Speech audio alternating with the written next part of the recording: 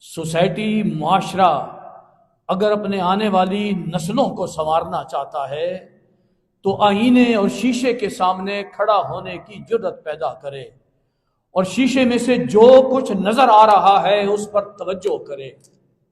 ہر روز ہم اپنی زندگی میں اپنے داغ دھبے جو نظر آتے ہیں اس کو دیکھنے کے لیے، اپنے آپ کو سنوارنے کے لیے ہم آئینے کے سامنے کھڑے ہو جاتے ہیں۔